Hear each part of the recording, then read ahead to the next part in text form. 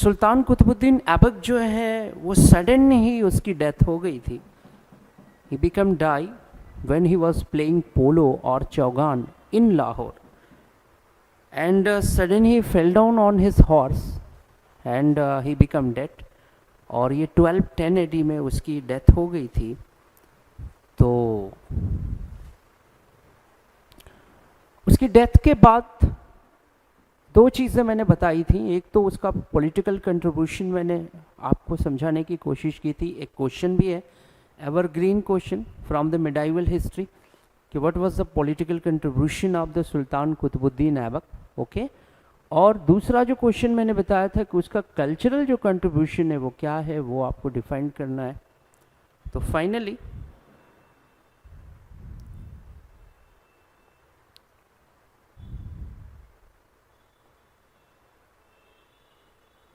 Correct.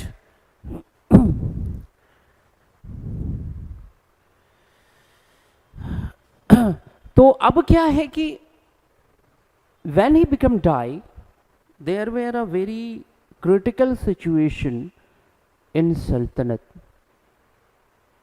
because of no any political, administrative, economical management was there. So that time was the very typical time for the Delhi Sultanate, because of Delhi Sultanate was the new born in that time.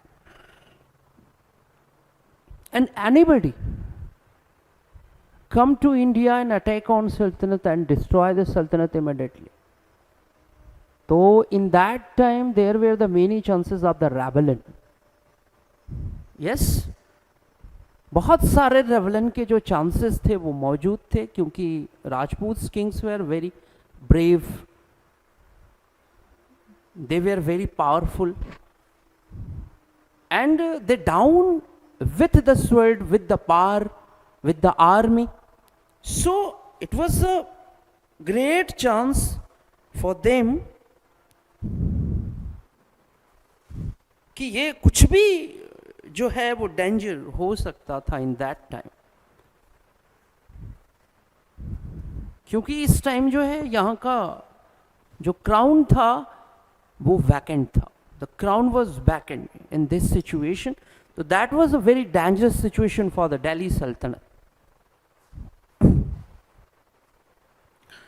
अब जो दिल्ली के सरदार थे, we can say that अमीर है ना, दिल्ली के सरदार को क्या कहा जाता था? What was the particular name for the sardars? We can say that Amir. तो Amirs of the Delhi were very difficult situation because of the crown was the vacant, and vacant crown create a very big danger in any dynasty. अगर crown खाली होता है तो that is a very dangerous situation for the any dynasty, for the any kingdom, क्योंकि कोई भी powerful king जो है वो अटैक करके वो ऑक्युपाई कर सकता है पूरी डायनेस्टी को. तो इस सिचुएशन में जो दिल्ली के अमीर्स थे, अमीर का मतलब होता है मालिक, ओनर, किसी पोस्ट के ओनर को अमीर किसको कहते हैं अरुण? अमीर, the owner of a particular post was called अमीर. यू शुड राइट इट, इसको नोट कर सकते हैं हम लोग. अमीर, अमीर. Who was Amir in Sultanate period? Then you can say that owner of a particular post called Amir. Please note it. Please note it. इसको लिखेंगे बेटा, नोट करेंगे. Who was Amir in Sultanate period? The owner of a particular post was called Amir. And Amirs were the administrative groups also. ये administration से related लोग भी थे.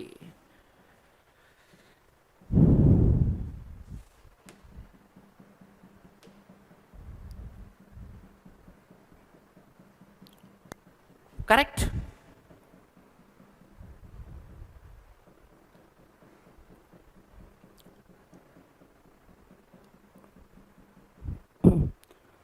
थोड़ा सा आगे बढ़ेंगे। अमीर्स ने ये थॉट किया कि जो क्राउन है वो वैकेंट नहीं होनी चाहिए। So in this situation a new successor became, and the name of that person was Aram Shah.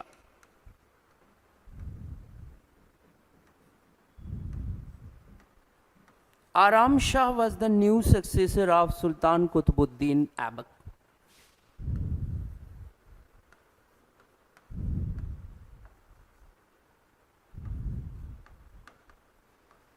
UPSC का एक क्वेश्चन भी था जिसमें एक सीक्वेंस पूछा गया था कि कुतुबुद्दीन ऐबक एंड देन आराम शाह एंड उसके बाद इल्तुतमिश।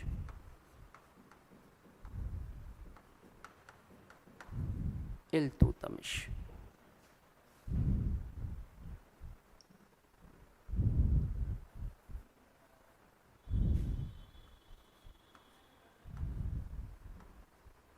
इल्तुतमिश नोट कर लेंगे।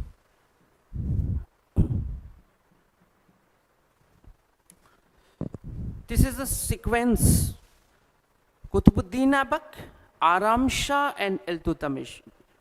This question was asking in the prelim exam of the UPSC and इसी तरीके से जो है कई बार सीक्वेंस पर क्वेश्चन पूछा गया, तो इसको याद रखना है, लर्न रखना है, ठीक है। और वैसे भी ये लर्न रहेगी अगर you are starting with a story format, then this process is very easy for the learning. के आराम शाह को न्यू सुल्तान नॉमिनेट किया गया दिल्ली सल्तनत के सरदार्स के द्वारा। हु वाज आराम Shah, this is not clear, ये भी क्लियर नहीं है। हु वाज आराम Shah, this is not clear. He was the son of Qutbuddin Aibak. He was a relative of Sultan Qutbuddin Aibak. This is not clear. But this is clear that after Sultan Qutbuddin Aibak, he was become a new successor of the Delhi Sultanate.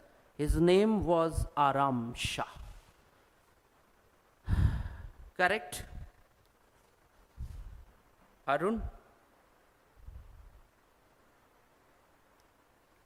And Akash and other students,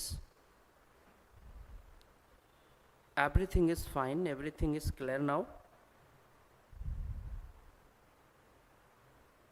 without any problem. Thank you so much. So Aram Shah was a new successor, and I can say that Aram Shah was not a good politician. There were no any experience of the politics to Aram Shah. He was not good diplomat. He was not a good army chief. But he was the only one successor of the Delhi Sultanate because of the crown was vacant, and vacant crown is a very dangerous condition, very dangerous situation of a dynasty, of a kingdom. कोई भी जब post vacant होता है ना तो खुरापात शुरू ही हो जाती है। जस्ट लाइक दैट आपने देखा होगा कि किसी कंपनी में अगर कोई भी पोस्ट, और वो भी पोस्ट अगर एमडी का हो या चेयरमैन का हो या फिर सीईओ का हो, अगर वैकेंट हो जाए तो वहाँ पे पॉलिटिक्स स्टार्ट हो जाती है बहुत जल्दी से, ठीक है। लेकिन बेटा सारी चीज़ों को एक तरफ कर दो, बात अगर लायबिलिटी की हो ना तो हर आदमी नियर बाय नहीं आता। हर आदमी पोस्ट को हायर करना चाहता, हर आदमी रूलिंग करना चाहता है। बट बात अगर लायबिलिटी की हो तो nobody can ready for this, क्योंकि लायबिलिटी एक ऐसी चीज है जो इंसान की एक्चुअलिटी को खोल कर रख देती है, ओपन करके रख देती है। पोस्ट पर सिट ऑन करना दैट इज वेरी इजी, पर उस पोस्ट की जो लायबिलिटी है उसको करेक्टली कन्वे करना that is not easy for the everyone.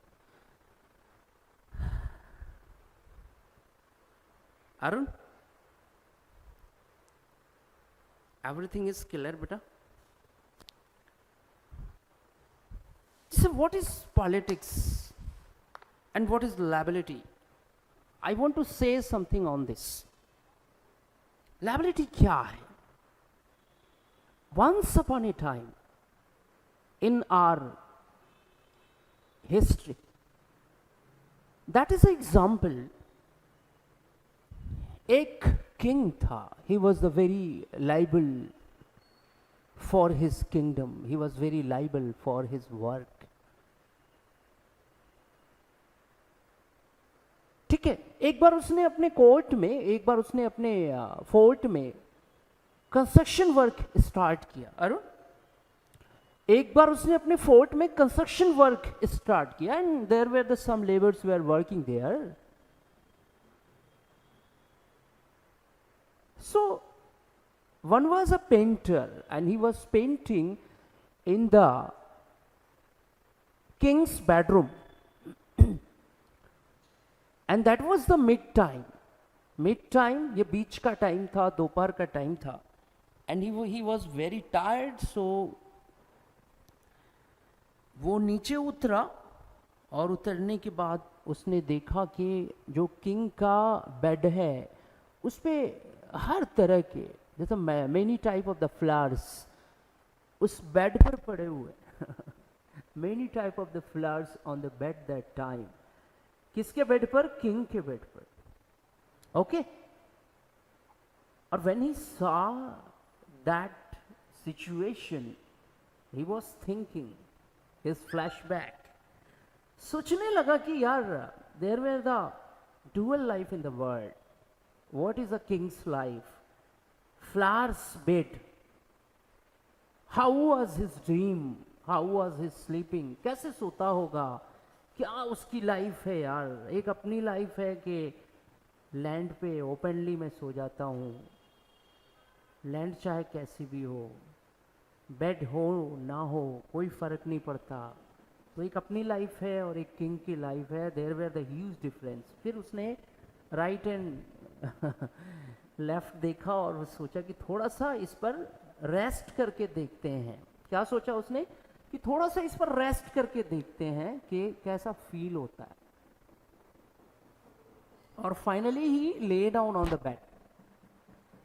And when he lay down on the bed, finally he get sleep. कहते हैं ना कि मखमल के बिस्तर पे सोने का मजा उसको आता है जो कांटों की वादियों से टहल कर आता है. तो in that situation he become sleep, he get sleep when he lay down on that bed. और तुरंत सो गया. और जब when he was open his eyes, when he saw the two giant person near his head with his swords. दो तलवार लिए हुए बंदे खड़े थे. उसको लगा कि बस मौत का टाइम करीब है, death time is very near. वो ही वॉज, कहते हैं ना कि बहुत ही फियर से वो बिल्कुल कांपने लगा. और he become fear and he was weeping that time. बहुत रोने लगा. उनके पैरों को, लेग्स को पकड़ के कि sir please forgive me, that was my very bigger mistake. मैं तो सिर्फ देखना चाहता था, I want to see only. वो जायंट पर्सन्स जो है उसको काट करके ले गए किंग्स के पास. किंग के पास नियर ले गए और किंग ने उससे पूछा कि you are laying on my bed, you are sleeping on my bed. तो उसने यही बोला कि sir please forgive me, that was my bigger mistake. I want to just know about the goodness of your bed. मैं देखना चाहता था कि आपके बेड पे स्लिप करने के बाद कैसा फील होता है. तो किंग ने बहुत ही हैरानी से पूछा. किंग आस्क्ड हिम कि हाउ वाज, कैसा लगा तुमको. तो बोला कि sir that was very awesome. Really sir your life is very different rather to us. हमारे हिसाब से तो यार आपकी लाइफ का कोई जवाब नहीं है. तो किंग ने ये जब व्हेन ही लिसन, किंग ने जब सुना तो ही वाज स्माइलिंग. जरा सा मुस्कुराया उसने कहा अच्छा ऐसा ऐसा तुम्हें फील हुआ, चलो तुमको आज मैं छोड़ देता हूं और टुमारो तुम वैसे ही वर्क करना जैसा तुमने किया था आज, और वैसे ही तुम मेरे बेड पे सो जाओगे, कोई चेंज नहीं होगा, ठीक है? और कल मुझे बताना कि तुम्हें कल कैसा लगे। Arun, no, are you listening brother? Are you listening? Everything is going, बस I am just speaking about the feeling of the liability. जो लाइबिलिटी की फीलिंग होती है उसको मैं बता रहा हूं कि liability, what is liability?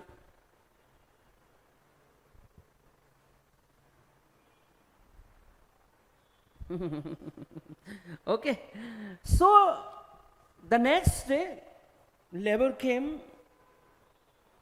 in the bedroom of king, and in his routine he was painting, and mid time he come down and lay on the bed of the king. और ठीक टाइम पे आके, similar time पे आके वो bed पर late गया, और एवरीथिंग वाज सेम, सब कुछ सेम था, no change from the king, but there were the one change, एक चेंज जरूर था जो किंग ने किया, एक चेंज था जो किंग ने किया था। वो चेंज क्या था? वो चेंज ये था कि जहां पे वो लेबर स्लिप कर रहा था, सो रहा था, जहां पे वो स्लिपिंग कर रहा था, वहां पे ठीक उसके हेड के ऊपर एक बड़ा सा स्टोन जो है वो किंग ने हैंग करा दिया था। तो one is biggest stone was hanging, ठीक है, उसके ठीक सर के ऊपर वो बड़ा सा पत्थर लटक रहा था। और when air flow the stone was moving, जब हवा बहती थी वो स्टोन क्या करता था? मूव करता था। और लेबर जो था, he was thinking that time कि अगर वो स्टोन किसी तरह से उसके हेड पर आके गिर गया तो sudden he become fell down, sudden he become dead, तुरंत वो मर जाएगा। तो that was only one change, and that was the stone who was hanging on his head. So next day उस लेबर को नींद नहीं आई, उसे नींद नहीं आई, he can't sleep, just like that the yesterday, वो सो नहीं पाया, ठीक है। और एक फिक्स टाइम पे किंग ने उसको कॉल किया, ठीक है, किंग ने दोबारा उसको कॉल किया, वही 2 जायंट पर्सन आए विथ स्वर्ड्स आए और उसको लेके गए किंग के पास। किंग वॉज आस्किंग हिम कि हाउ वॉज दैट, कैसा लगा तुमको आज, what are you feeling today, please tell me dear. तो आज उसने बताया कि sir I never sleep for a chance today, मैं एक भी टाइम के लिए सो नहीं पाया। किंग ने पूछा कि यार तुम तो ये कह रहे थे कि दैट वॉज ऑसम, फ्लावर्स भी मैंने कोई कम नहीं किए थे, फ्लावर्स भी वही थे, बेड भी वही था, सब कुछ वही था, बट आज तुम सो नहीं पाए, why, what is the reason? तो उसने कहा कि सर जो आपने एक बड़ा सा जो स्टोन है वो मेरे हेड के ऊपर जो हैंग कराया था, तो I become very fear sir, कि अगर वो किसी तरह से मेरे हेड पे गिर जाता तो मैं मर जाता। So that was the reason कि I never sleep for one chance, मैं एक भी बार सो नहीं पाया। तो king was laughing immediately that time. उसने क्या बोला? बोला कि when you are sleeping that you had no any liability, तुम्हारे पर कोई प्रेशर नहीं था, तुम्हारे ऊपर कोई लायबिलिटी नहीं थी, बट मैं जब सोता हूँ तब मेरे ऊपर पूरे किंगडम की लायबिलिटी होती है। Suppose that the whole kingdom's liability on me when I was sleeping, when I become sleeping, जब मैं सोता हूं तो मेरे ऊपर पूरे किंगडम की लायबिलिटी होती है, कब क्या हो जाए, कहीं राइट हो गया, कहीं फायर हो गया, कहीं एनिमीज ने अटैक कर दिया, तो मैं रात में ठीक से स्लिप नहीं कर पाता। तो स्लिप करने के लिए फ्लावर्स रखे जाते हैं, बहुत सारे रिसोर्सेज मेरे आसपास रखे जाते हैं ताकि मैं एक अच्छा ड्रीम स्लीप कर सकूं. But that is not possible for me because I am the very liable king. मैं बहुत लायबल हूँ. मुझे बर्दाश्त ही नहीं होता कि मेरे किंगडम में कोई पर्सन हंग्री रह जाए, किसी पर्सन को कोई इंसिडेंट हो जाए, कोई एनिमी मेरे किंगडम पर अटैक कर दे. सो मेरी जो लायबिलिटीज हैं वो मुझे स्लिप नहीं करने देती. और रैली में बेटा that this is but I am giving one example only कि लायबिलिटी क्या होती है. ये बहुत मायने रखती है. पोस्ट हायर करना, पोस्ट पे सीट कर जाना इजी है, बट उस पोस्ट को कन्वे करना, उसकी लायबिलिटी को होल्ड करना, that is not possible for the everyone. Yes Arun, you understand what am I saying? Everything is clear now. चीजें क्लियर हो रही हैं बेटा? Fine. Everything thank you so much, thank you so much. देखिए, आप जब स्क्रीन पर होते हैं और आपके आंसर्स मुझे मिलते हैं कि आप क्या समझ रहे हैं, यकीन मानिए उसी के अकॉर्डिंगली हमारे फ्रिक्शंस चेंज होते हैं. आपकी अंडरस्टैंडिंग पर सब कुछ डिपेंड करता है. मैं पूरा सिलेबस कंप्लीट कर दूं बट चीज़ें क्लियर ही ना हो तो क्या फ़ायदा. तो that is fine. Thanks a lot for your answer. Thanks a lot for your answer. मतलब what is liability? I am just telling you कि what is liability and what was liability in the ancient time. कि उस time कैसे लोग liable होते थे. तो Aram Shah was not a liable person. He fulfilled the post of Sultan, but he was a not liable person. He was not a good diplomat, good politician, and he was not a good controller. बस condition इतनी थी कि the seat was vacant in that time. So Aram Shah fulfilled that post. तो note कर लेंगे बेटा कि after the death of Sultan Qutbuddin Aibak, please note it please. After the death of Sultan Qutbuddin Aibak, that was a very difficult situation for the Delhi Sultanate. That was a very difficult situation for the Delhi Sultanate. Anybody come and attack on the Sultanate and destroy to the Sultanate. Anybody come, attack on the Sultanate and destroy to the Sultanate.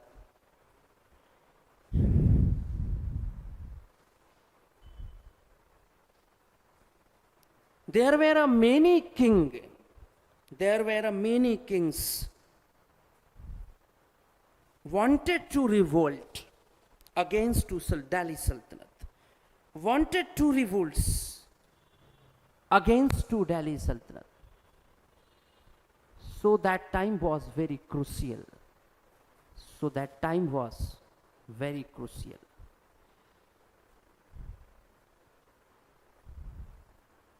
So vacant crown was very dangerous.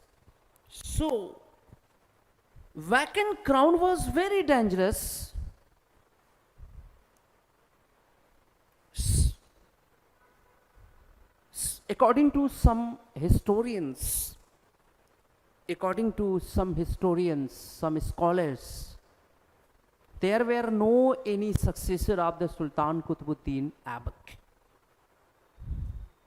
There were no any successor of the Sultan Qutbuddin Aibak.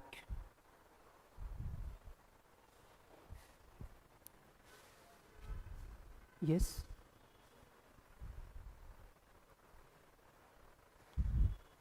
There were no any successor of the Sultan Qutbuddin Aibak.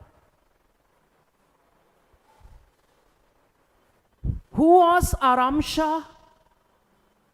Who became a new successor of Sultan Qutbuddin Aibak? That was not confirmed.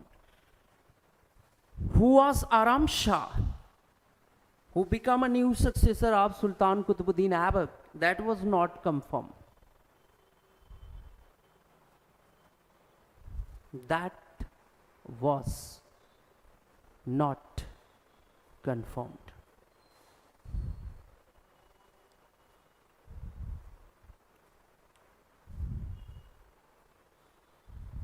That was not confirmed. Correct? Aram Shah fulfilled the crown post only. Aram Shah fulfilled the crown post only. He was unable to ruling. He was unable to ruling. Yeah, he was unable to rule. He was unable to rule.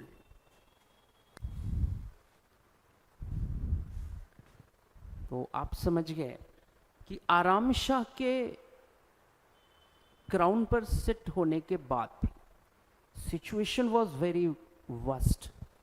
Situation अच्छी नहीं थी. क्यों? क्योंकि seat पर एक dummy बैठा हुआ था. A dummy was sitting on the post. He was not actual Sultan and he can't control, he can't rule.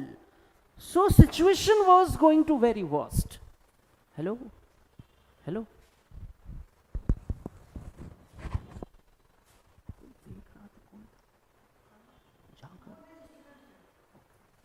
The situation was going to very worst.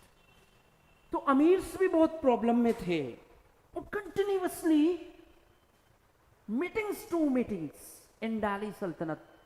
Delhi में कंटिन्यूअसली मीटिंग हो रही.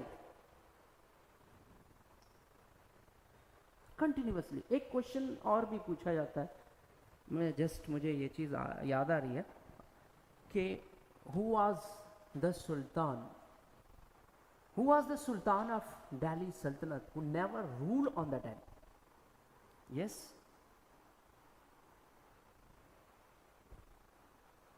who was the sultan of Delhi Sultanate who never ruled on the Delhi? Who was that? वो कौन सा सुल्तान था जिसने कभी भी दिल्ली से रूलिंग नहीं की? Who was that? कौन था बेटा? Please tell me. Please tell me. कौन था वो? जल्दी से बता दीजिए. You know that he was the Sultan Qutubuddin Aibak. Aibak ने कभी दिल्ली से रूल नहीं किया, बट उसे दिल्ली का सुल्तान जरूर कहा जाता है. He was the Sultan of Delhi, but he never ruled on the Delhi. Correct? क्योंकि वो लाहौर में ही रहा. He was stay in the Lahore and he become death in Lahore. Finally सब कुछ उसका लाहौर में ही था. Correct ना?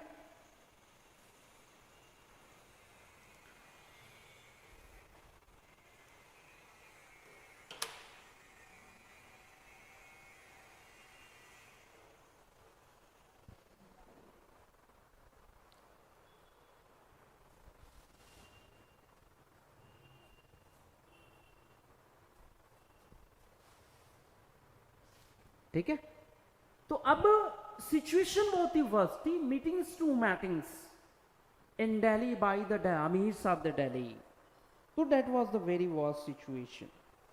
मीटिंग पे मीटिंग चल रही थी दिल्ली में फ्रॉम द अमीर्स के who is the right person for this post.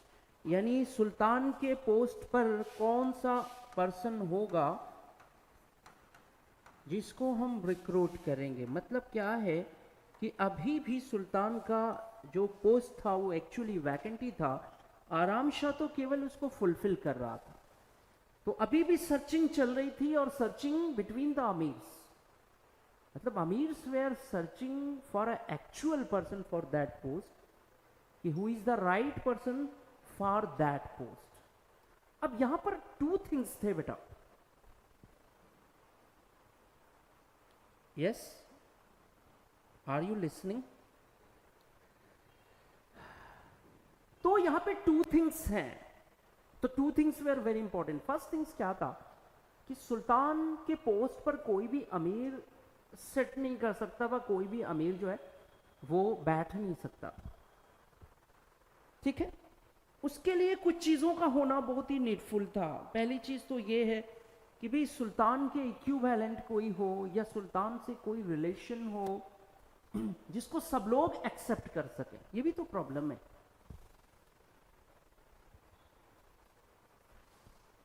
Arun, you are hair,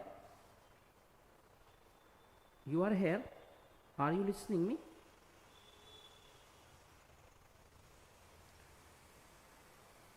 कि पुराने टाइम में आपने देखा होगा कि इन एंशियंट टाइम जो है ज्यादातर मैक्सिमम जो पोस्ट होते थे वो इलीट क्लास को लेकर रिक्रूट किए जाते, correct? In ancient time there were the majorly post were recruits by the elite class for the elite class. Normal persons को वहां पे नहीं बैठाया जाता था। In ancient time, in medieval time, forever, हमेशा। तो व्हाट वाज द रीजन कि क्यों एलिट क्लास को ही चूज किया जाता था? एलिट क्लास, ज्यादातर maximum persons belong to the elite class in ancient time, in medieval time, in modern time, in British time. What was the reason? कभी आपने सोचा कि ऐसा क्यों था कि ज्यादातर एंशियंट टाइम के पोस्ट, मिडाइवल टाइम के पोस्ट, मॉडर्न टाइम के पोस्ट में एलीट क्लास होते थे? ठीक है, क्या रीजन है? तो इसके पीछे रीजन यही था कि सोसाइटी में या कंट्रोलिंग में एलीट क्लास ही सबसे आगे था, यानी कंट्रोलिंग जो थी वो एलीट क्लास के हाथों में। एक क्वेश्चन ये भी आता है कि सर क्या उस टाइम में एबल पर्सन नहीं थे? क्या उस टाइम में जो नॉर्मल लोग होते थे वो एजुकेटेड नहीं होते थे? क्या वो लोग होते थे? बट सोसाइटी पर जो किंग्स होता था ना, वो ये देखना चाहता था कि सोसाइटी पर दबदबा किसका है।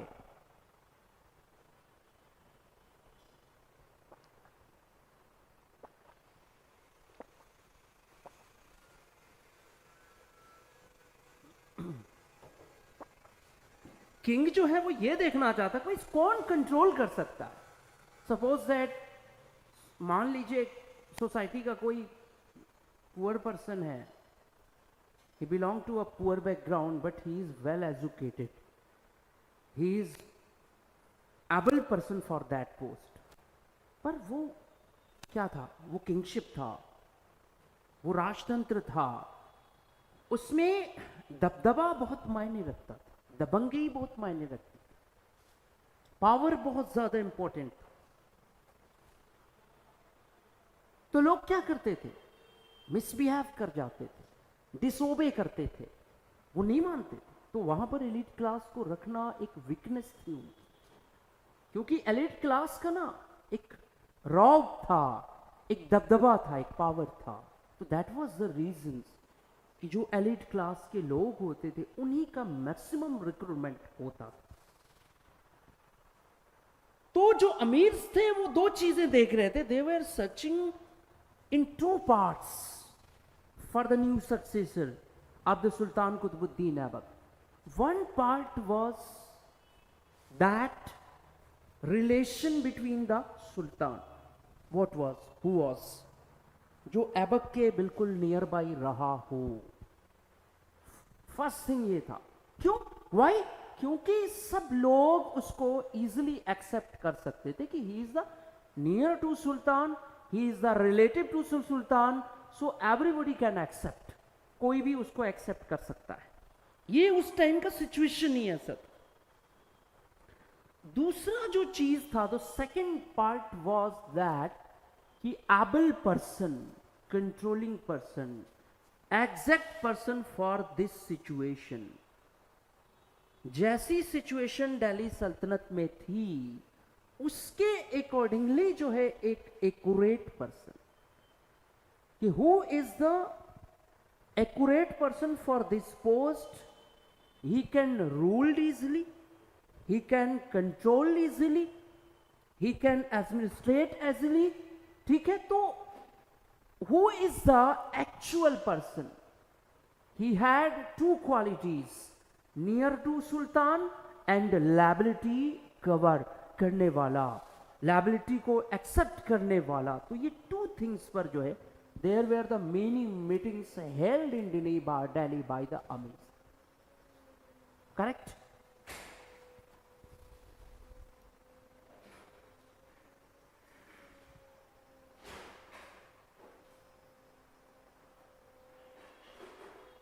ठीक है।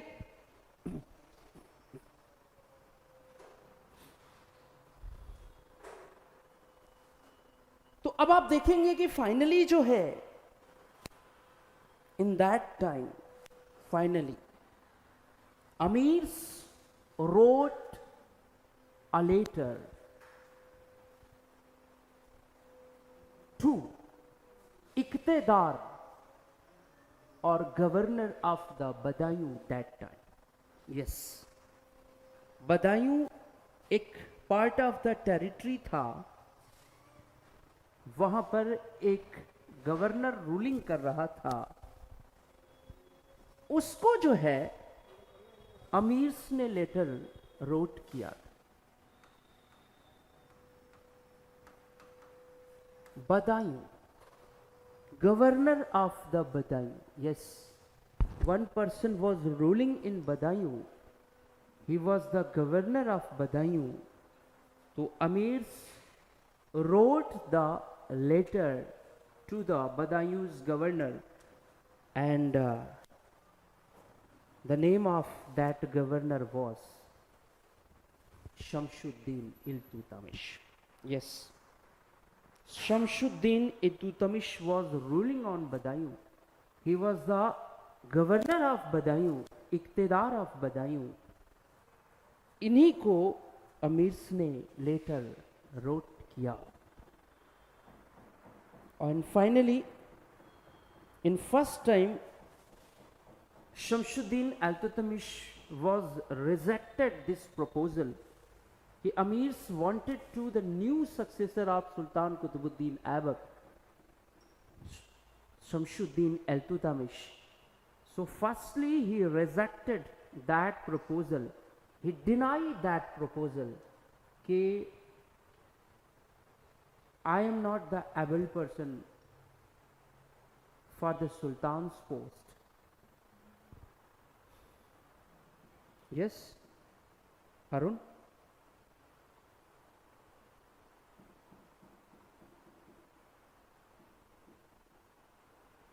Yes, yes, Arun. Yes, yes, yes, dear. You are absolutely right. Correct, na? So now this time we are going to study about the exact story of the Sultanate, what happened in that time. We are just discussing. And really, if everything is clear now, then you can give your answers easily. मैं यही चाहता हूँ कि story में dip होने के बाद डूब कर आप स्टडी करेंगे, और फाइनली जब आप उस चीज़ को फील कर लेंगे जहाँ पे मैं आपको लेके चलना चाहता हूँ, तो आप आंसर्स जब लिखेंगे तो ब्लेसिंग टू द गॉड, वो हार्ट टचिंग होगा, एग्जामिनर के दिल को छू जाएगा। यकीन मानिए वो आपका एक भी नंबर कट नहीं कर सकता। तो बस feel the story and enjoy your class, nothing else. तो मैं क्या आपको बता रहा था,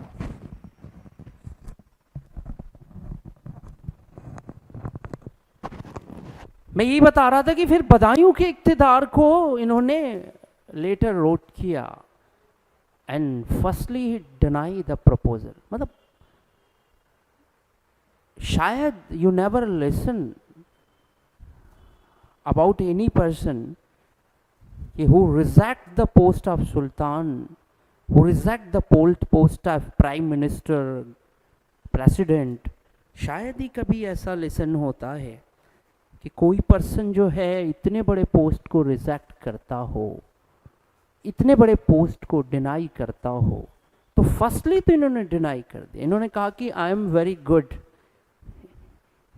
इन दिस सिचुएशन नाउ, कि I am governing in Badaun, them I am good, I am well. ठीक है, और इन्होंने लिखा इल्तुतमिश ने कि अमीर साहब, all of you You are the very able person for that post, please join that post. I am not. इन्होंने लिखा कि आप तो इतने काबिल हो कि आप ही ज्वाइन कर लो, मुझे नीड नहीं है इसकी. But finally Amir's requesting again and again to Shamsuddin Iltutmish, my dear, what are you doing there? Because we are waiting here. Iltutmish ने क्या कहा, अमीर ने क्या कहा कि dear what are you doing there, यहाँ पे तुम्हारी नीड बहुत ज़्यादा है. इफ सल्तनत will destroy then after then you will destroy also. अगर सल्तनत डिस्ट्रॉय हो गई तो आप भी डिस्ट्रॉय हो जाएंगे और कुछ भी रिमेनिंग नहीं बचेगा रूलिंग करने के लिए.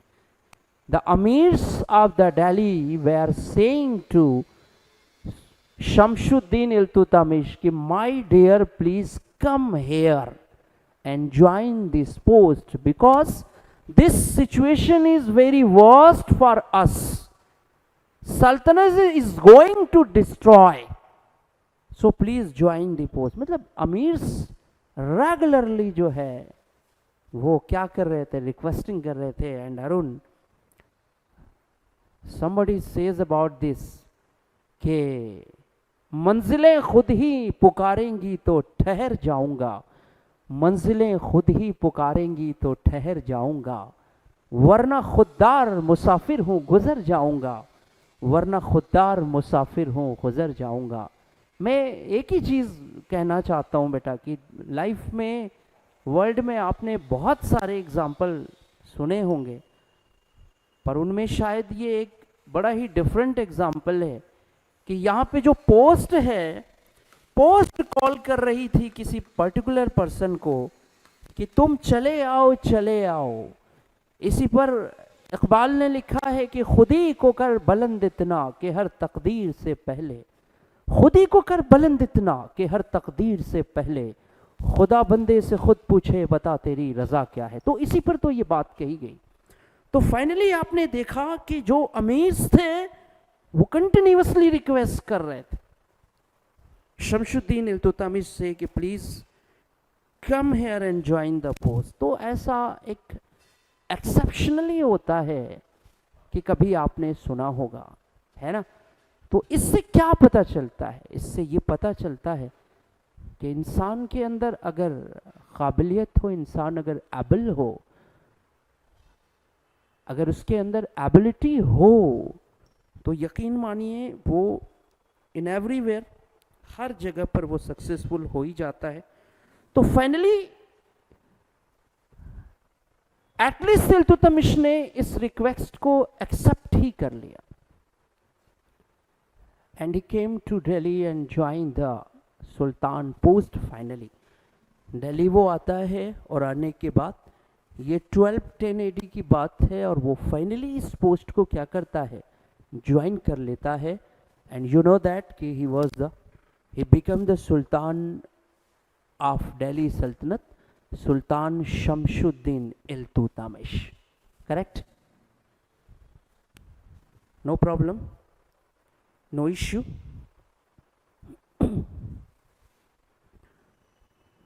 तो अब हेडिंग ने आपने डाली ही होगी.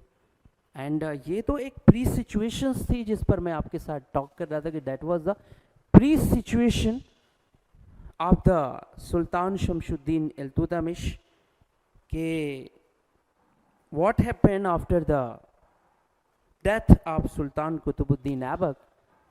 Then finally amirs of the Delhi found the actual person of this post of the Sultan, and he was the Sultan Shamsuddin Iltutmish.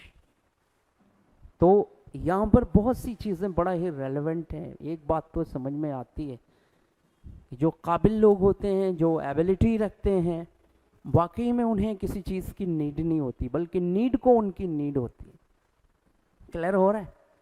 जो काबिल लोग होते हैं ना, एबल लोग होते हैं, उन्हें किसी चीज़ की नीड नहीं होती, बल्कि नीड तो मैं यहाँ पर Arun and Akash and other my dear students who are watching this class regularly, तो मैं यही बात बोलूँगा बेटा कि खुदी को कर बुलंद इतना कि हर तकदीर से पहले, खुदा बंदे से खुद पूछे बता तेरी रज़ा क्या है।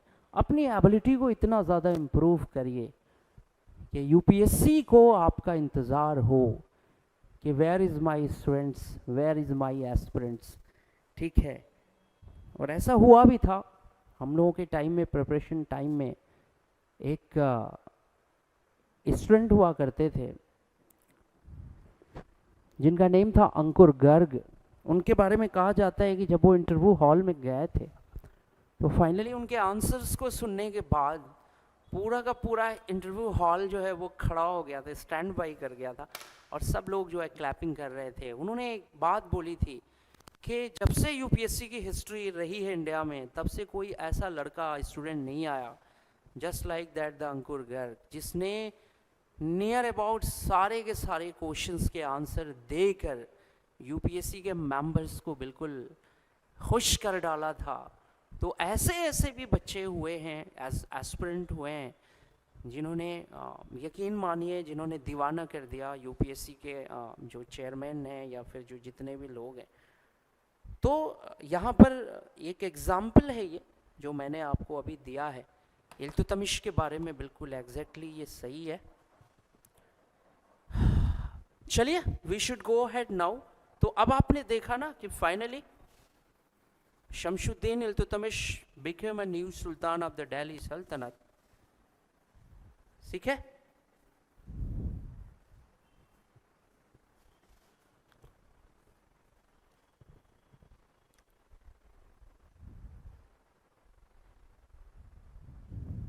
करेक्ट। तो नोट कर लीजिएगा कि in this situation Shamsuddin Iltutmish was joined the Sultan's post. Shamshuddin Iltutmish was joined the Sultan post and he became a new Sultan of the Delhi Sultanate. We know that Sultan Shamshuddin Iltutmish. और आज भी कभी भी मैं जब शमशुद्दीन इल्तुतमिश के graveyard पे जाता हूँ, दिल्ली मेहरौली में ये ग्रेवयार्ड सिचुएटेड है, तो उस ग्रेवयार्ड को देखने के बाद जैसे लगता है कि हिस्ट्री ज़िंदा हो जाती है, अलाइव हो जाती है, कि दुनिया में ऐसे ऐसे लोग थे, यू नो दैट कि Delhi known in the world Hazrate Delhi, in which ruler's time his capital was known in the world Hazrate Delhi in the reign time of the Sultan Shamshuddin Iltutmish. Delhi को पूरे world में हजरते दिल्ली के name से rename किया जाता था, learn किया जाता था. So that was the awesome time from the Indian history when Shamshuddin Iltutmish was ruling that time. Correct? तो सबसे पहले when he becomes sultan, मैंने एक बात बोली और ये चीज़ शायद आपको मुझसे आस्क भी करना चाहिए कि sir there were the many amirs were working under the Delhi Sultanate, but why they were not ready for this post? This is a very important question you can ask me. Why Iltutmish only? Why they were not? Iltutmish ने क्या बोला था कि sir you are the brilliant amirs of the Delhi सल्तनत and you are working in a very many years, so why should you not join that post? आप क्यों नहीं चले जाते हो? Iltutmish was asking to the Delhi amirs, but they were not ready for that post because circumstances were very vast. That was a very bigger liability on the Sultan. इतनी बड़ी liability थी कि they can't tackle ही नहीं कर सकते थे वो. तो मैंने कहा ना आपसे कि आज अगर आप ये अनाउंसमेंट कर दें कि कंट्री का ये पोस्ट है और इसमें इतनी liabilities हैं, इतने कंट्रीज़ के साथ इतनी सारी चीज़ें हैं, तो जब बात लायबिलिटी की आएगी तो शायद ही कोई आएगा जो उस पोस्ट को जो है कवर करना चाहेगा, और जो आएगा रियली वो हीरो होगा फाइनली. यस,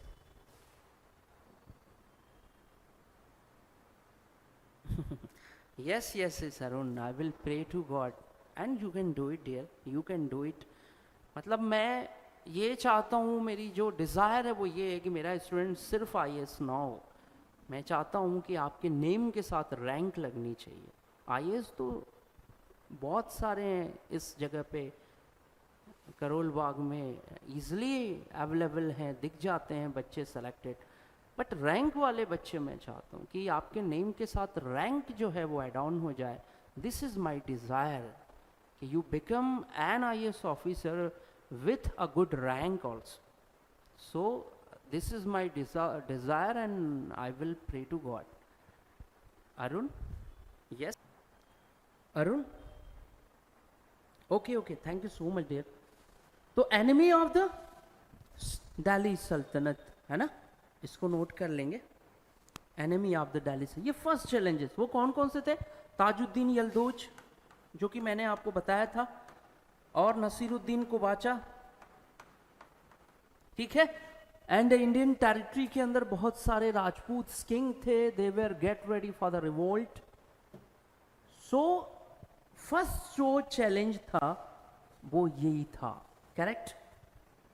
फर्स्ट चैलेंज जो था वो यही था कि जो एनिमीज थे, और एक्चुअली में प्रॉब्लम क्या है, प्रॉब्लम यही होता है बेटा कि मैंने एक बात बताई थी कि अगर आप इंटरनली इल हो, if you are internally ill you can do nothing externally, आप कुछ नहीं कर सकते। अगर आपको एक्सटर्नली बेटर करना है तो इंटरनली अपनी इलनेस को सॉल्व करना होगा। तो सारी जो प्रॉब्लम थी वो अंदर मौजूद थी, और अंदर ये था कि दिल्ली सल्तनत में एवरीथिंग वाज नॉट वेल, सब कुछ ठीक नहीं था, correct.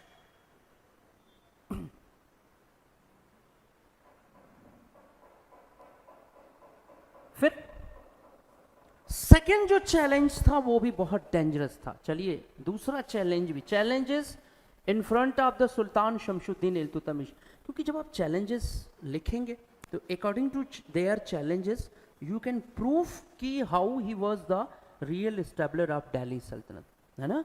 According to his challenges you can prove the real establisher of the Delhi Sultanate who was सुल्तान शमशुद्दीन इल्तुतमिश। क्योंकि ना आदमी का जो मेजरमेंट होता है ना वो उसके चैलेंजेस के अकॉर्डिंगली ही होता है। जिस पर्सन के पाथ में जितने ज़्यादा चैलेंजेस होते हैं उतना ही ज़्यादा जो उसका मेजर होता है वो हाई होता है। फाइनली कहते भी हैं कि जिस पर्सन या जिस बॉडी के वे में चैलेंजेस ना हो वो बेकार है, वो कभी काउंट नहीं होता हिस्ट्री में। यकीन मानिए किसी भी पर्सन को अगर आपको जज करना हो तो उसके पाथ के चैलेंजेस को सबसे पहले काउंट करिए। Count the challenges in path of a person and after then you can measure his personality. तो पहला चैलेंज है। सेकेंड जो चैलेंज था that was very dangerous, attack of Genghis Khan. Second जो चैलेंज था इनके पाथ में वो था attack of the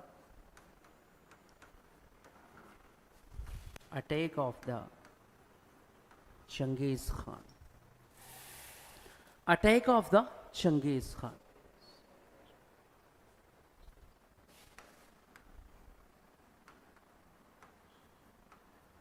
attack of the Genghis Khan, इस आदमी का नेम आपने सुना होगा कभी। कहा जाता है कि मिडाइवल टाइम में जब कोई चाइल्ड विपिंग करता था तो मदर उसको बोलती थी कि डियर सो जाओ नहीं तो चंगेज खान आ जाएगा। शोले में जो गब्बर का डायलॉग है वो यहाँ पे बड़ा करेक्ट बैठता है। यकीन मानिए ये इतना डेंजरस आदमी था, he was too dangerous in the world, nobody to compare to Genghis Khan. कोई भी ऐसा पर्सन नहीं है जिससे आप चंगेज से कंपेयर कर सकते हैं। ही वॉज द ब्लडी पर्सन, बहुत बड़ा खूनी इंसान था। कहते हैं कि कहीं भी ये गया, he went there in anywhere, वहां पे कोई भी एविडेंस नहीं बचता था, खून की नदियां, ब्लड रिवर्स फ्लो करा देता था। कहते हैं कि चंगेज खान कहा करता था, ही वॉज सेइंग दैट कि I want to listen the voice, dying voice of the children, of the womens, of the mans. मैं मरते हुए लोगों की चीखें सुनना पसंद करता हूँ। I like the voice of the dying person. मरते हुए लोगों की चीखें सुनना मुझे पसंद है। इसलिए जब ये कहीं भी अटैक करता था तो अपने सोल्जर्स को ये ऑर्डर करता था कि murder, murder and murder immediately. जितनी भी लिविंग पर्सन है सबका मर्डर होना चाहिए।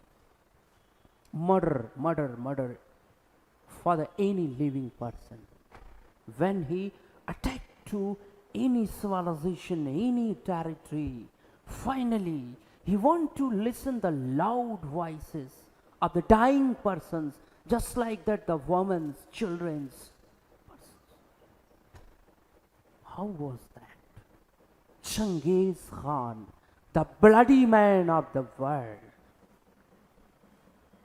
जब इसका बर्थ हुआ तो इसके दोनों हैंड्स में ब्लड लगे हुए थे। यस, दोनों के दोनों हैंड्स के अंदर ब्लड लगे हुए थे। When he become birth. उस टाइम के मिडिल एशिया के जो एस्ट्रोनॉट जो होते थे या एस्ट्रोनॉमर जो होते थे, उन्होंने ये बताया था, अनाउंसमेंट किया था कि ये जो बच्चा, ये जो चाइल्ड है, जब ये यंग होगा तो बहुत ही ज़्यादा ब्लडी वेव आएगी, ये वर्ल्ड में खून की नदियाँ बहा देगा। तो how he was the dangerous person, है ना। मिडिल एशिया में कज़ाक होते थे। कज़ाक जो होते थे वो बहुत बड़े एस्ट्रोनॉट होते थे। एस्ट्रोलॉजी का बहुत ज़बरदस्त नॉलेज होता था उनके पास, कज़ाक के पास। क्लियर। तो ये जब बर्थ हुआ था तभी से अनाउंसमेंट हो गया था। और आपको बता दें कि इसने मंगोल था ना, चंगेज खान हुआ, Genghis Khan Mongol, Genghis Khan was a Mongol. इसने जो मंगोल्स थे मिडिल एशिया के, वो they were the quarreling persons, they were the attackers. उन सबको यूनाइट करके इसने एक पावर में चेंज कर दिया उन लोगों। और वही मंगोल्स ने एक बार, कहा जाता है कि Alexander was the world winner. You know that कि Alexander was the world winner, but in the world the great empire had with Genghis Khan. World में जितना बड़ा एम्पायर इसके पास था वो किसी के पास नहीं था। वो अलेक्जेंडर द ग्रेट का भी एम्पायर उतना ग्रेट नहीं था, उतना बड़ा नहीं था, उतना लार्जर नहीं था। मतलब वर्ल्ड में सबसे लार्जर जो एम्पायर था वो चंगेज खान के पास था।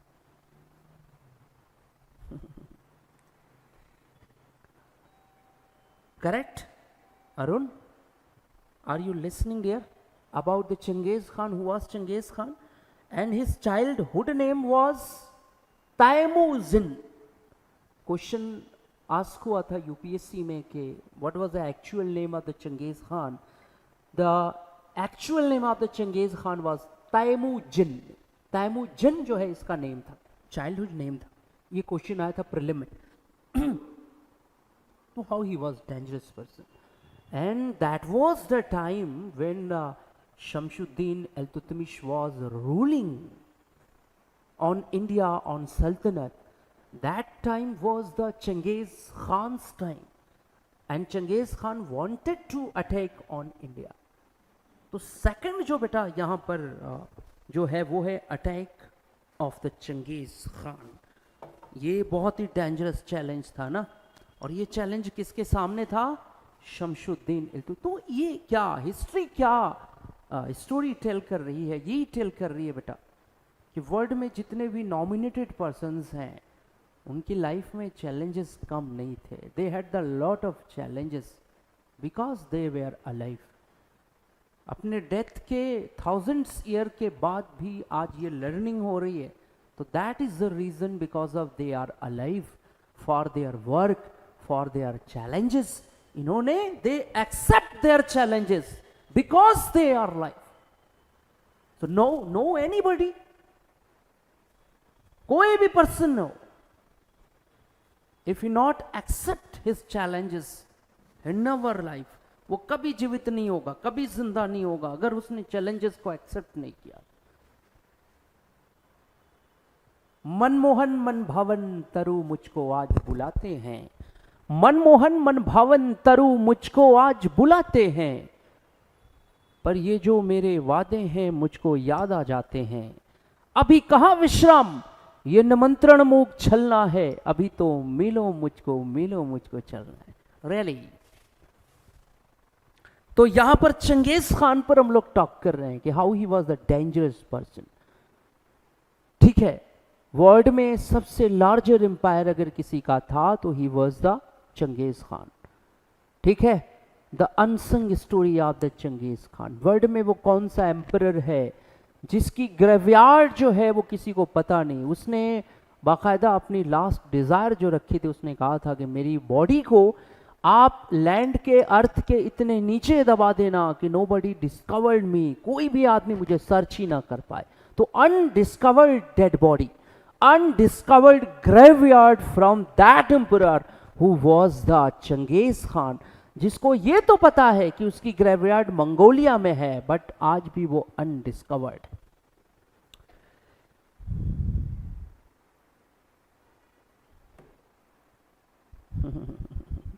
तो Genghis Khan was very cruel, very dangerous person, and he wanted to attack on India at that time. He was get ready for the attack, and that time Sultan Shamsuddin Iltutmish was ruling on India at that time. Correct? And third challenge क्या था बेटा? तीसरा जो challenge था वो ये था management. क्या था बेटा? मैनेजमेंट करना, economical, administrative, because though there were no any management from the Sultan Qutbuddin Aibak in Sultanate, so it was a very bigger responsibility on him, on Sultan Iltutmish, कि so management of the Sultanate, administrative system of the Sultanate. तो ये जो चीज़ थी वो देखना था. तो note कर लेंगे बेटा, administrative reform, administrative reform.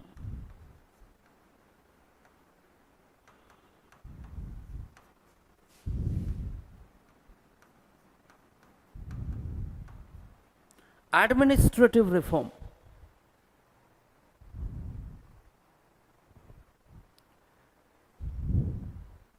Administrative reform.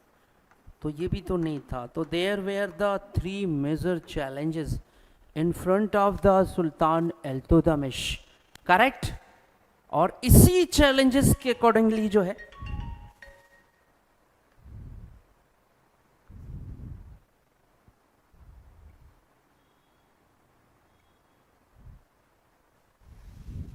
Okay तो इसी चैलेंजेस के अकॉर्डिंगली जो है हमें इल्तुतमिश को रीड करना है, उस पर स्टडी करना है.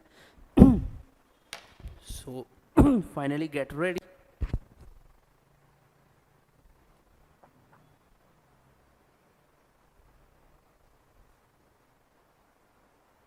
चलिए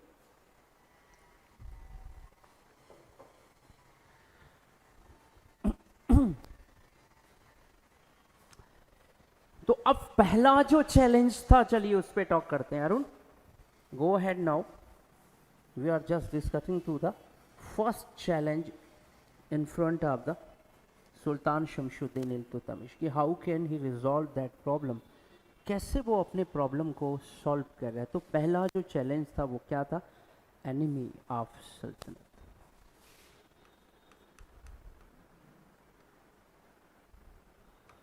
enemy of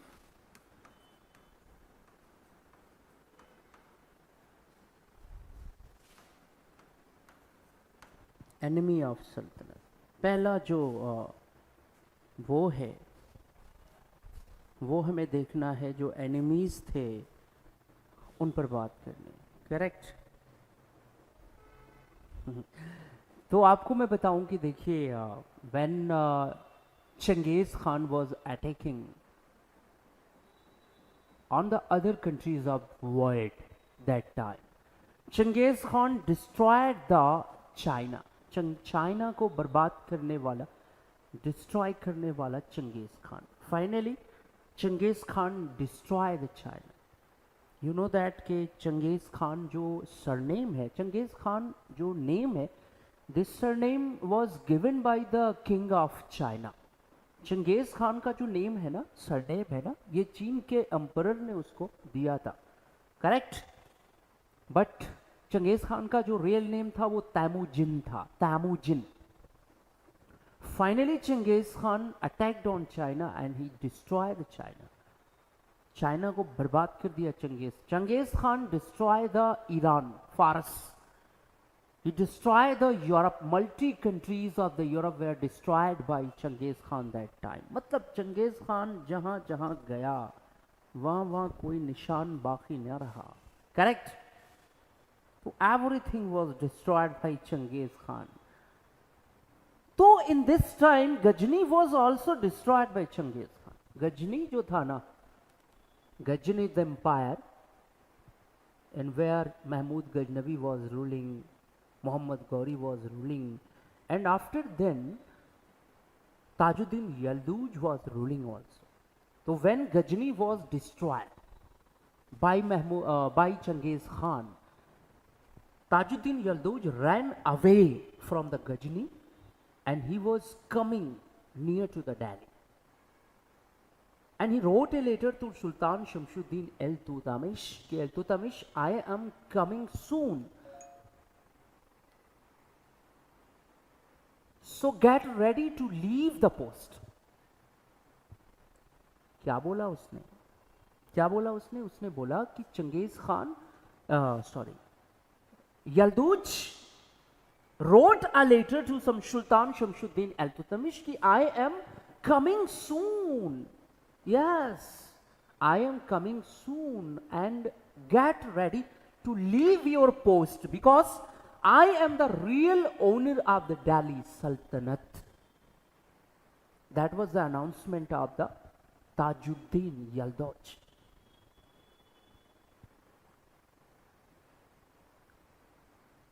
Correct? So that time was the action time. And that time was a very crucial time in front of the Sultan Shamsuddin Iltutmish. Yalduj was coming with his army. So finally, Iltutmish ordered to his army, an army chief, get ready for every situation. Go and welcome to the Tajuddin Yalduj. क्या बोला उसने? उसने बोला अपने army chief को कि come here and go there and welcome to the Yalduj. He is coming to attack on Sultanate. तो ऐसा स्वागत करो कि इल्तुतमिश कभी यल्दौज लाइफ में उसे भूल ना पाए. Arun Matthew, dear, everything is clear, my dear students. Everything is clear now who are watching this class. Please answer me if you are listening. Everything is clear now without any hesitation. Tell me now. Yes, please. Oh, your pleasure. Nice. So the army of the Sultanate went there, in where Yalduj was standing and he was waiting to Sultan Shamsuddin Iltutmish. Army was attacking on the Tajuddin Yalduj continuously. Arrows goes continuously on Tajuddin Yalduj. Yes. So that was a very awesome, that was a very different recognition, different Amazonation to Tajuddin Yalduj ki, what is this? I am came here for the great welcome, but you are welcoming with the arrows. So that was a plan of Sultan Shamsuddin Iltutmish. He was attacking on the Tajuddin Yalduj, and finally Yalduj was not ready for this situation. Okay, and finally he became dead. Yes, Tajuddin Yalduj was killed by Sultan Shamsuddin Iltutmish and his army, and finally his one senior enemy was end. Correct? तो यहाँ पे क्या है Arun, Matthew and my dear students who are watching the class, चीज़ क्या है बेटा कि हर कोई चीज़ आप जब चाहे नहीं कर सकते। किसी चीज को, किसी वर्क को करने का एक टाइम होता है। Yes, time is necessary for the every work. जो मूर्ख और बेवकूफ लोग होते हैं वो हर टाइम हर काम करते हैं। जो अंडरस्टैंडिंग पर्सन होता है, he can't do the every time for the every work, वो एवरी वर्क एवरी टाइम नहीं करता। क्लियर? कहते हैं ना कि वक्त, मौका और दस्तूर जरूरी होता है। जो इंसान टाइम को देखकर वर्क करता है वही सक्सेस होता है। फाइनली ना, तो one senior enemy was become dead. काम खत्म कर दिया इन्होंने, ठीक है।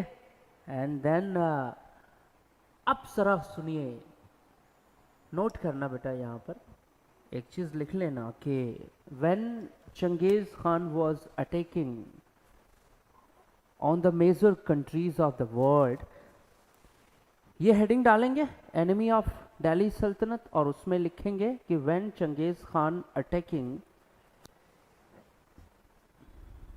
When Genghis Khan was attacking on the major countries of the world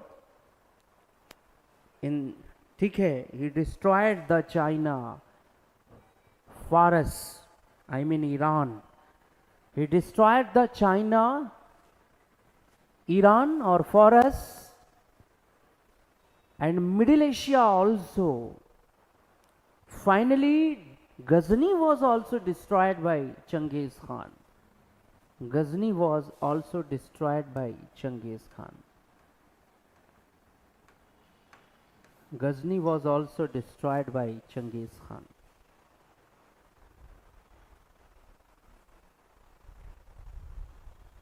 Ghazni was also destroyed by Genghis Khan. So in that time, Tajuddin Yalduj was ran away from the Ghazni,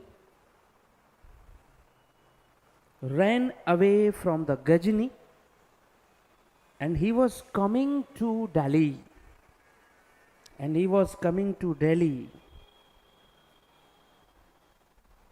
He wrote a letter to Sultan Shamsuddin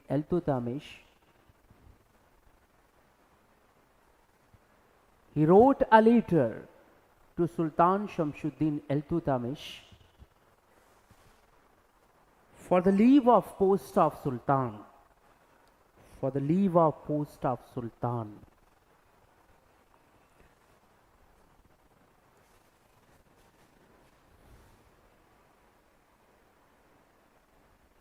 For the leave of the post of Sultan.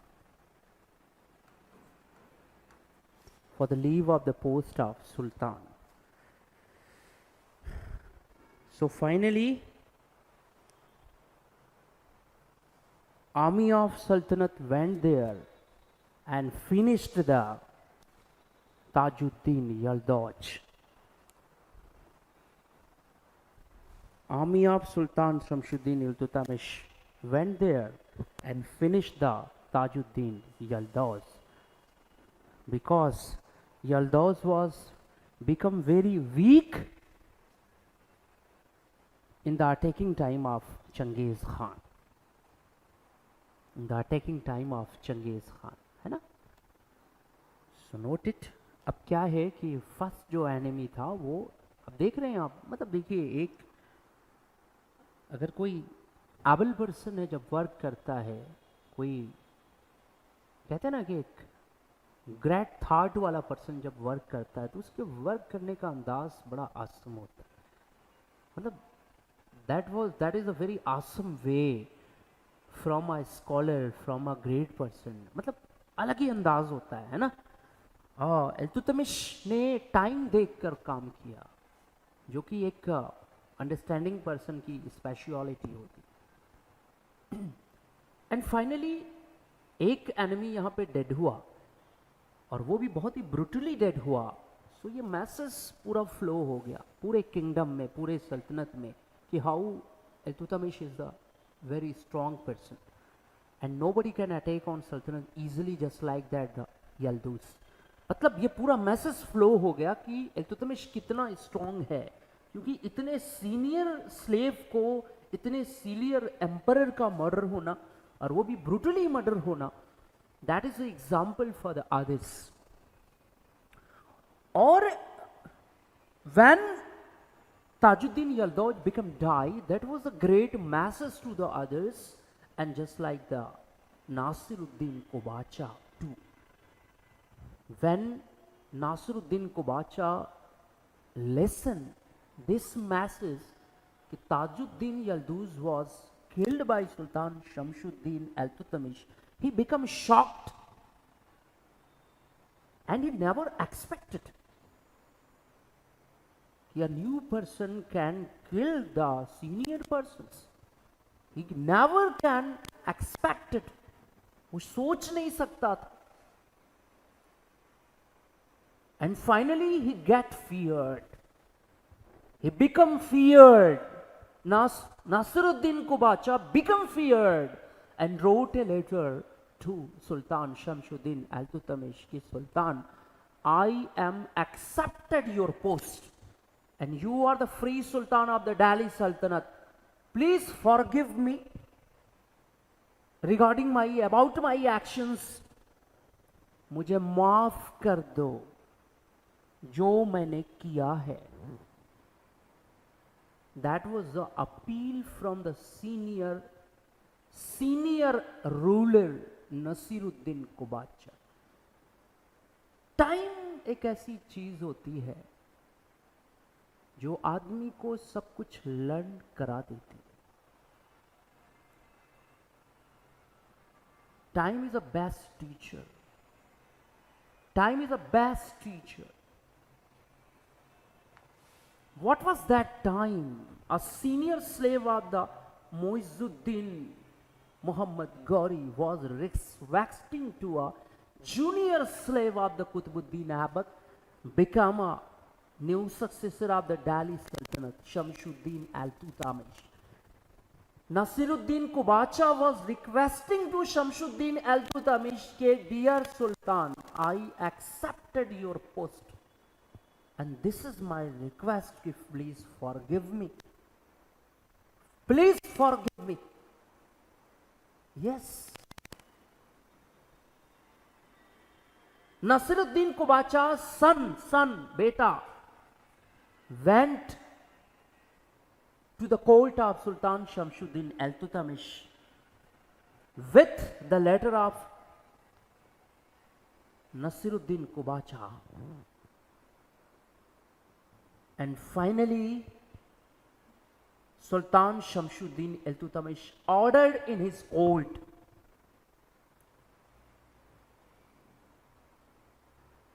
and he told him to son of the Nasiruddin Kobacha that this is my order. Speak to his father, get surrendered in front of me. Get surrendered in front of me without any condition. No condition from me. Get surrendered. Time is very powerful. What was that time? Nasiruddin Kobacha and Yalduz were roaring just like a lion. We are the owner of the Ghaznid Empire, and what is this time? Okay, they were requesting to the Sultan Shamshuddin Iltutmish, and Iltutmish ordered him, get ready for the surrender without any conditions. Finally, and when Nasiruddin Kubacha listened about his surrender in front of his junior slave, junior emperor, he get worried, he get guilted, and he ran down and jumped in the Sindhu river and become suicide, end his life. End his life. What was that situation? Time is very powerful. Time is very powerful. So respect your time. Respect your time. Time is very powerful. कौन सी बात कहाँ कैसे कही जाती है? कौन सी बात कहाँ कैसे कही जाती है? ये सलीका हो तो हर बात सुनी जाती है. ये सलीका हो तो हर बात सुनी जाती है. You know that, Arun? Arun, everything is going fine here? Yes. My dear students, I am just asking, everything is fine now? Everything is clear now? You are enjoying your class without any problem? Please give me the answers. Please give me the answers. Thank you so much. Thank you so much.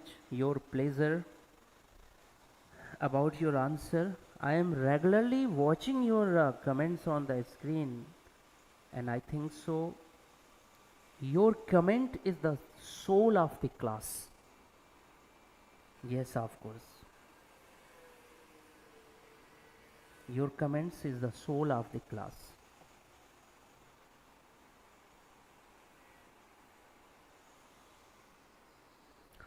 Arun, I will tell you in the administrative management made by Sultan Shamshuddin Iltutmish.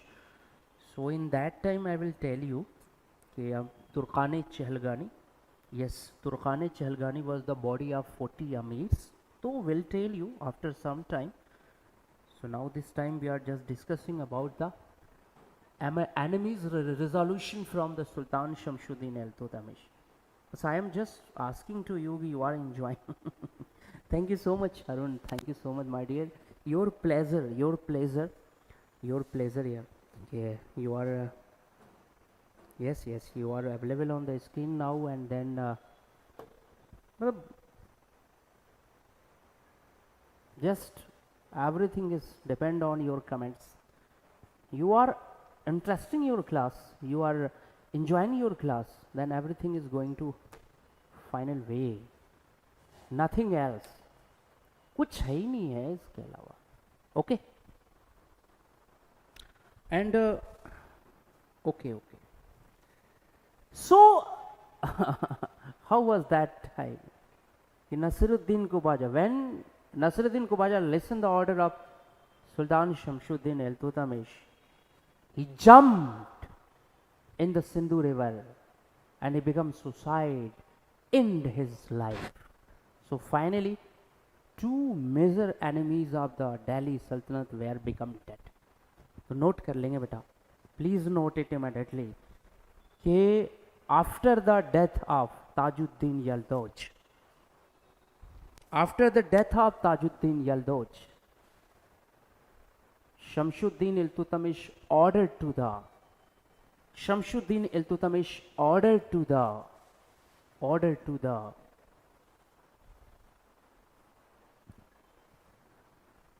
Nasiruddin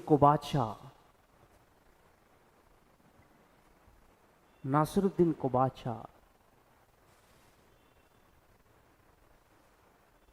surrendered without any condition. Get surrendered without any condition. So that was very difficult. That was very difficult situation for the Nasiruddin Kubacha. He become very guilted. He become very guilted. And finally, he jumped in Sindhu river and become suicide. And finally, he jumped Sindhu river and become suicide. Become suicide. So in beginning time, I said to you, I told to you, that ethics is a part of the history also. If you are studying history with the enjoyment, you will learn the ethics also. Time is very powerful. कौन सी बात कहाँ कैसे कही जाती है, ये सलीका हो तो हर बात सुनी जाती है. तो आप इसको ज़रा सा ध्यान देना है कि नसीरुद्दीन कुबाचा और ताजुद्दीन यल्दूज की एंडिंग जो है वो टाइम पे हुई. अगर बिफोर वो एफर्ट करता ना इल्तुतमिश, तो that was not possible because they were very strong rather than the sultan Shamsuddin Iltutmish. बहुत मजबूत थे वो लोग. But after some time when Genghis Khan attacked on their territories, they become very weak. बहुत कमज़ोर हो गए. सो फाइनली एक सुटेबल टाइम पर इनका एंड हो गया और सल्तनत के जो सबसे सुपर एनिमीज थे, दे वेर एंडेड. ठीक है, ये ख़त्म हो गए.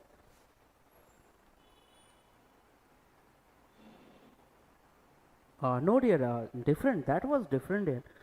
Turkane Chilgani was established by Sultan Shamsuddin Iltutmish. Yes, Turkane Chilgani, the group of the 40 Sardars, was established by the Sultan Shamsuddin Iltutmish. And in that time, in beginning time, when Amirs were doing something for the recruitment of Sultan, so they were different. They were very senior Amir to the Sultan Shamsuddin Iltutmish. So that is the huge difference between Turkhane Chelgari and them. Yes, Arun? Everything is clear now? Yes, Arun? Okay? Okay, okay. So finally, today's class में तो आज इतना ही रखते हैं. So थोड़ा सा हम लोग, ठीक है, चीज़ों को enjoy करते हुए एक enjoyfully वे में हम लोग आगे बढ़ेंगे. एक एक टॉपिक पर एक अच्छी अंडरस्टैंडिंग बनाएंगे. बस मैं एक ही बात कहता हूँ कि if you are enjoying your class, everything is good. मतलब enjoyment is necessary in the class for you. Everything is depend on your enjoyment. Study is an enjoyment, nothing else. So enjoy your class regularly. This is a fact from me. यही मेरी तरफ से एक मंत्र है आप, enjoy your class regularly. आपका जो enjoyment है यही सब कुछ है. Everything is this. इसी से आपका जो रैंक है वो फाइनलाइज होगा. Okay, thank you so much.